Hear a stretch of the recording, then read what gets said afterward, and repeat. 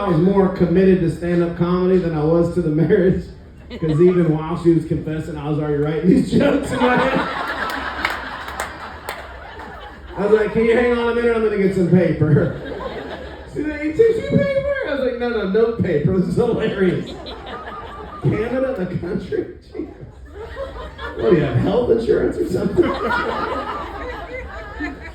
So hurtful, man. But I like to think, there's always an upside when something like that happens. And the upside for me is now we're all having a giggle about it on this cruise ship, There's a lot of upsides. I got that toxicity out of my life. I have a better relationship now. I got about 20 minutes material out of it, It's always a silver lining. And one of the silver linings for me is my ex-wife would always say, I don't want you to talk about other women on stage. I don't want you to talk about other relationships or sex or us. That just feels disrespectful to our marriage. And I was like, I wouldn't want anybody to disrespect our marriage. So I didn't, when she was around. And so, but as soon as we split up, I was like, well, I guess I can tell that turd in the bathtub story, man. And now listen, the turd in the bathtub story was not about her. I wish it was. I tried to make it about her, but I couldn't figure it out. It was about my college girlfriend, freshman year, aka my only year, because that shit was hard, I went to college for about an hour and a half, and this girl, she was a good girl. She was like, she ran on the track team and cross country team, made straight A's, a little sorority girl, and I sold weed and went to class drunk. You know what I mean? It wasn't a great match from the beginning, but we loved each other as much as two 18-year-olds can. And I grew up real sheltered. My parents are real conservative, real religious, real strict. So I hadn't had a lot of sexy time. I went to a church that was like, that's a real big sin, premarital sex, And they didn't say anything about blowjobs, so I had done a lot of that, but not the intercourse. That was a sin, so.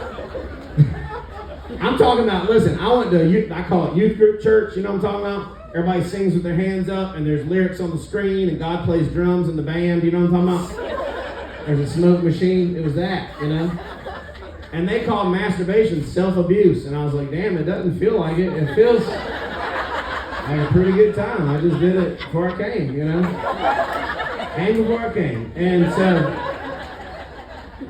but I had that shame and guilt in my mind all the time. So I tried. I wasn't a virgin when I met her, but I was close.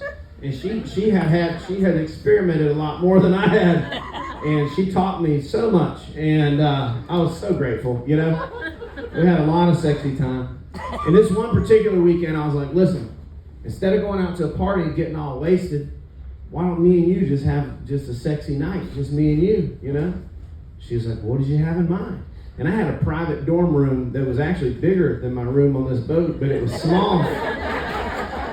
It was real small. It was about the size of my right nut. My room here is about the size of my left nut. It's 30% smaller.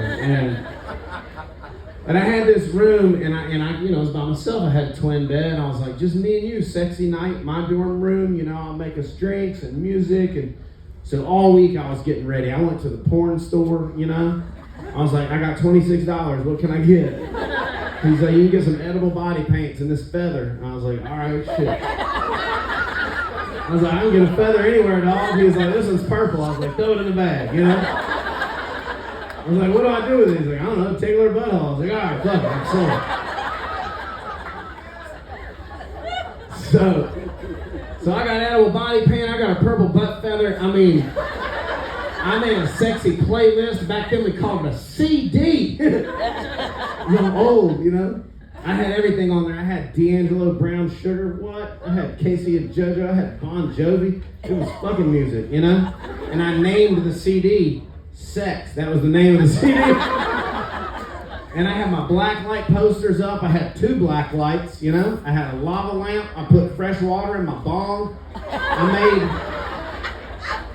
I made us a liquor drink that nowadays you might call a craft cocktail. It was Captain Morgan's spiced rum, because I was 18. Sweet tea, because I'm a redneck, A little bit of lime juice, dash of cinnamon, and, wait for it, Cool Whip. I don't know why. was like, you know what this liquor drink needs is some dairy. Let's party. And I named the drink Sex, right? Yeah, cool. I was ready to rumble, buddy.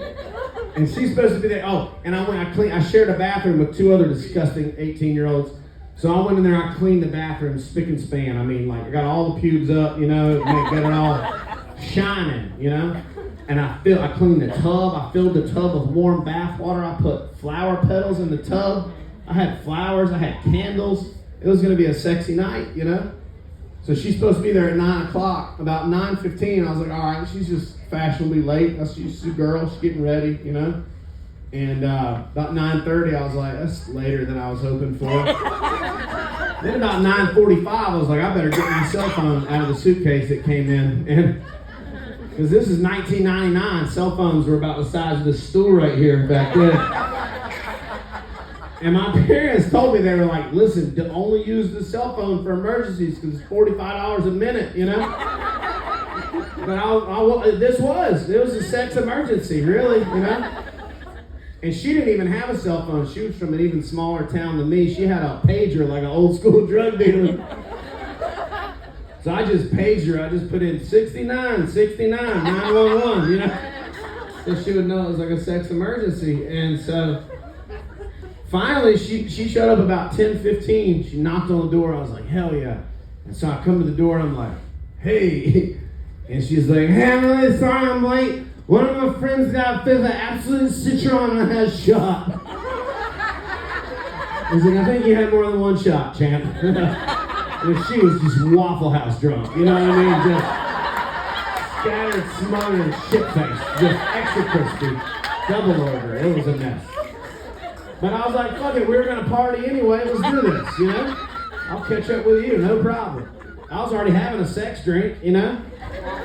I had the bong ready, I had brown sugar playing, it was going down. I was all excited.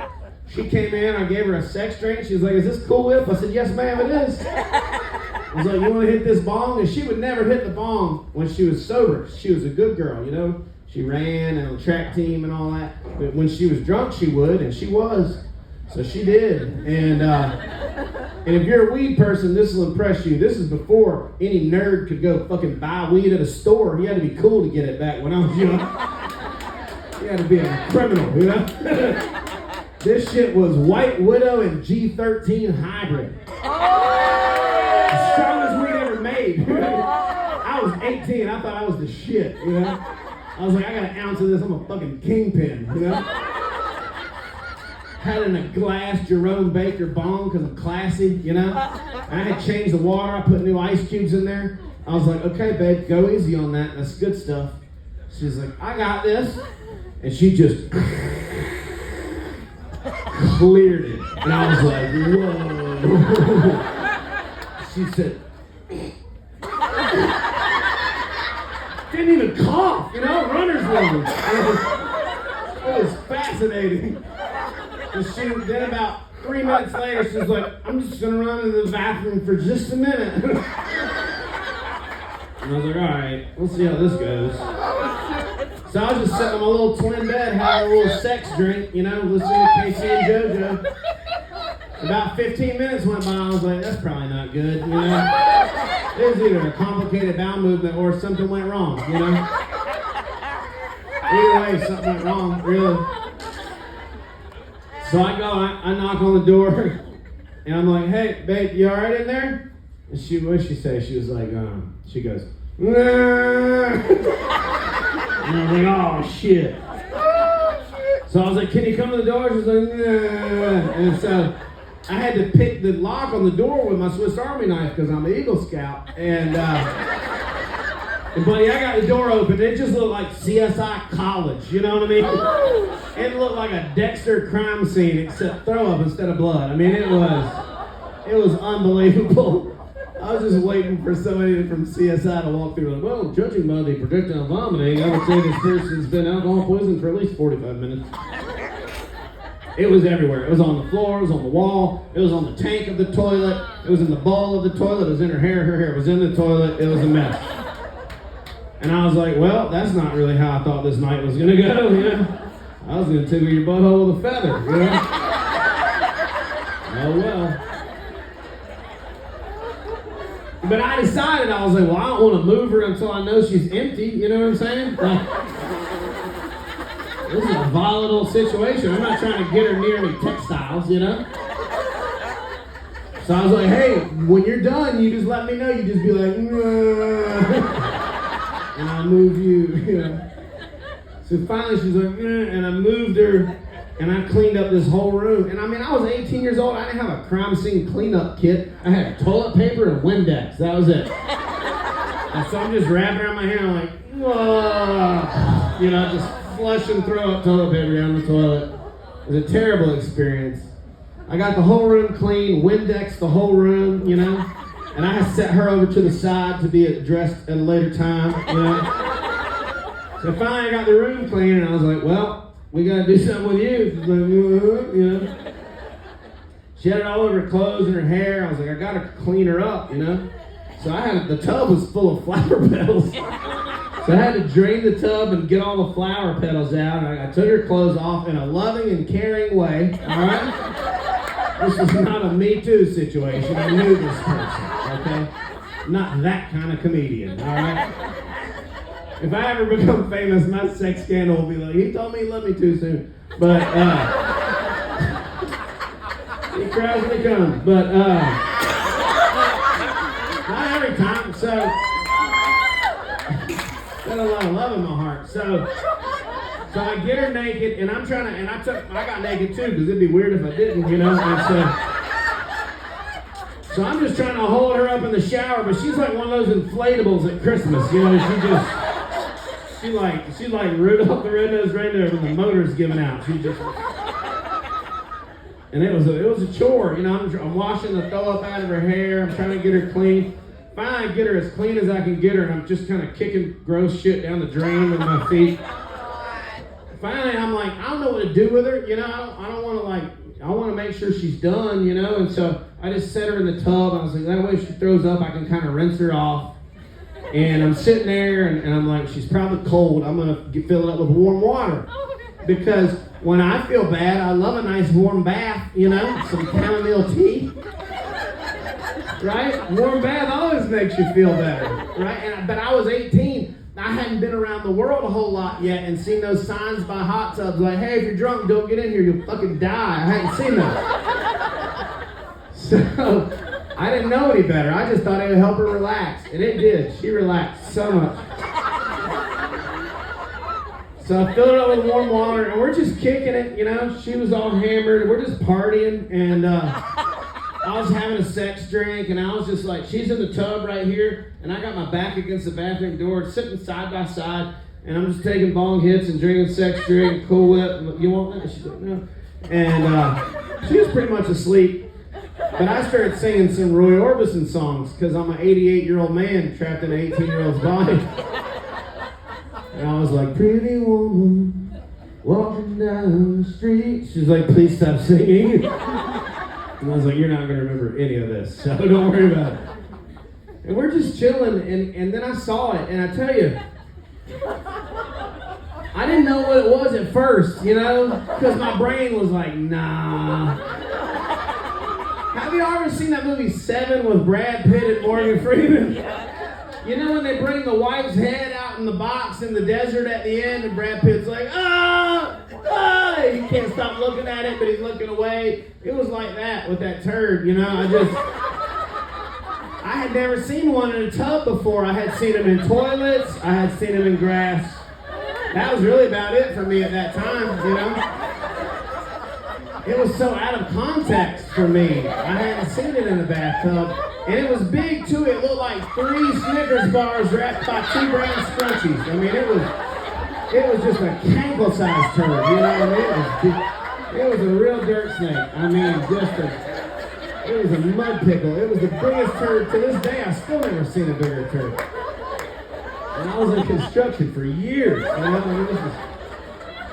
I was like, how did that even come out of you? You're like 100 pounds soaking wet, which she coincidentally was at this moment. And I'll be honest, I started panicking, you know, because I had lived a sheltered life. I had never really been in a traumatic situation like this before, you know. And I was like, oh God, what am I gonna do? call my parents. Like, Mom, there's a turd. It's in water. All I could think was I can't touch it with my hand. I can't just hot hand a turd. I'm not that kind of person. I'm a lover. I'm not a soldier, you know? I'm not going skin to shit on this thing. It's not who I am. So I look over at the toilet paper and it's all gone. I used it to clean up the throw up. I was like, fuck. So I'm like, and by this time I have freaked out enough. I'm like, oh no, no. And she starts waking up. She's like, what? What is it? What is it? Do you know how when you're really hammered but something happens and you get a rush of adrenaline and you wake up just enough to like drive home or whatever? And so, I'm kidding. Don't do that as a joke. Some of y'all are like, yeah, I know that real well. Don't do that. Just for real. Never drink and drive. I did it one time and they made me blow on the thing and I blew like $8,000. And terrible night. Not as bad as a turd, but a terrible night. So I'm like, you stay right there. Don't touch that turd. Just go back to sleep. I'll be right back. So I run down the hallway to the other side of the building to the other bathroom, and I'm just wrapping toilet paper around my hands like a couple turd-catching oven mitts, you know? A couple shit-grabbing crab claws. So I run back in there, I bust in, I'm like, ha! And I'm ready to snatch that turd, you know? Oh no. And it was gone. And I tell you what, there's not enough mysteries in this life, you know? It's really the biggest one in my life. I still think about it almost every night when I fall asleep. I'll be like, all right, I need to pay Verizon tomorrow. Where did that turd go?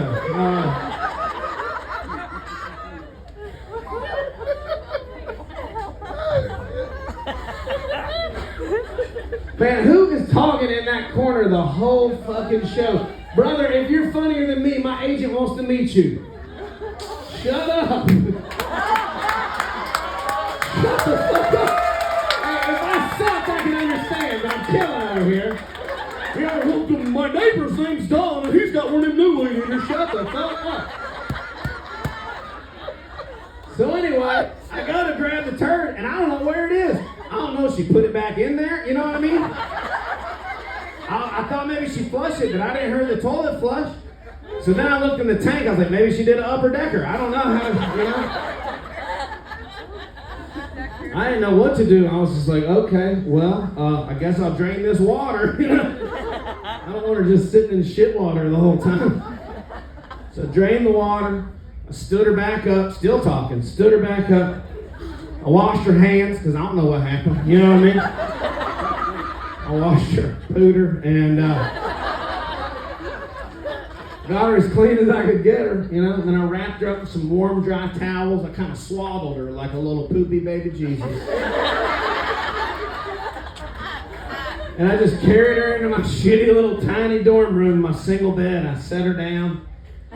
She's already back asleep, you know. And I don't know if you ever slept with another person in a twin bed, but if you did, I hope it was a long time ago, because that's creepy if not. But all you can do is face each other or spoon. That's all you can do, you know. And she was already facing out, and she was hard to move because of the alcohol poisoning. And so I turned off my black light, my lava lamp. I just laid down like this, facing her, thinking, please don't throw up on my face. Fell asleep. I woke up the next morning, the sunlight is kind of coming through the blinds right into my eyes. I'm like, oh, and I'm kind of hungover because I was drinking sex drinks and taking bong hits the whole time we were having a party, you know? I wake up and I'm like, oh. As soon as I open my eyes, she's already looking into my soul. As soon as I open my eyes, she goes, oh. She was mortified. And I don't know what all she remembered, but she remembered the turd, you know? And she remembered it wasn't mine. And I'm pretty quick on the draw, you know? I mean, I like to think I'm pretty fun. I'm a comedian. I like to think I'm pretty quick-witted. But I think to this day is the fastest I've ever thought on my feet. As soon as she goes, oh, I said, hey, shit happens. Some of y'all are like, and then y'all broke up? No, I dated her for a year and a half after that. Sweet guy. We're still friends on Facebook. I hope she never hears this, but She's gonna be pissed. But there's always an upside when something happens. If my wife hadn't banged those other dudes, I wouldn't have gotten to tell you about that turd, It is what it is.